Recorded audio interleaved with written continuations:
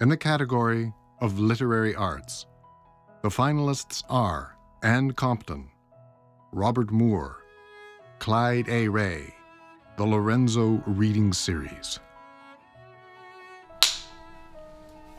North Shore, PEI.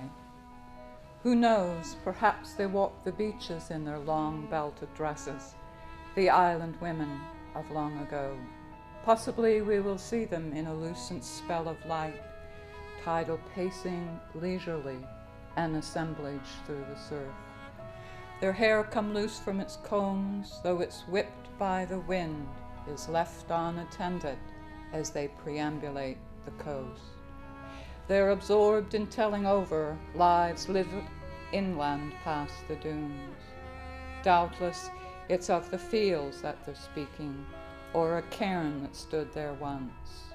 And the men whose fieldwork's finished sleep on, solaced by the sea-sounding speech of women naming men.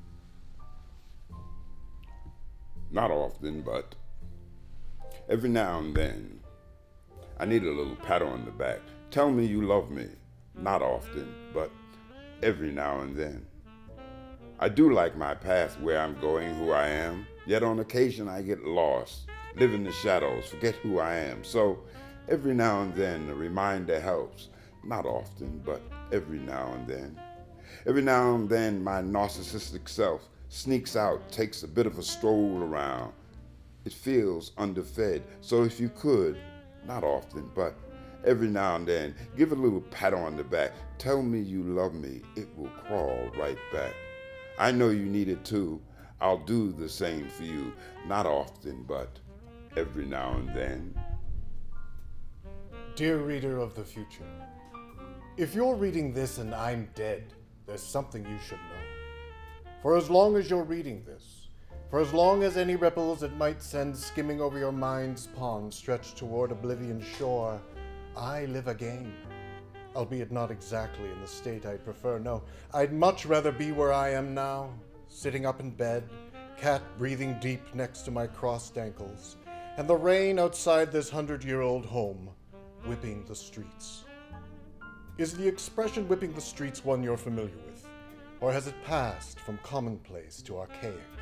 Gone the way of gadzooks, lackaday, or glanking the sorry meats?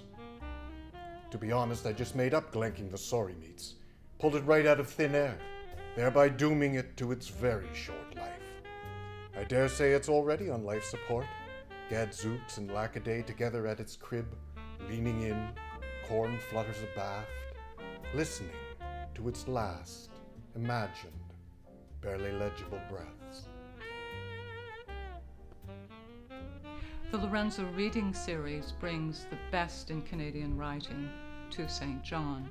For example, last fall, between September and December, of the 7 authors who read in the Lorenzo Reading Series, 4 of them were shortlisted for the Giller or for the Governor General's Award.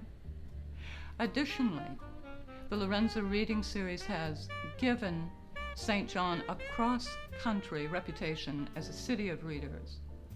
Publishers are anxious to have their authors read here because they know that the people of St. John buy books, read books, and talk about books. Yes, for the past 12 years, the Lorenzo Reading Series has, I think, been a beacon for people who love reading and love books. And I think as far as the authors, publishers, and the reading public are concerned, it's been a great asset to the city of St. John and has really put us on the literary map as far as reputation for a great place to come. And we're delighted to be able to bring it to St. John.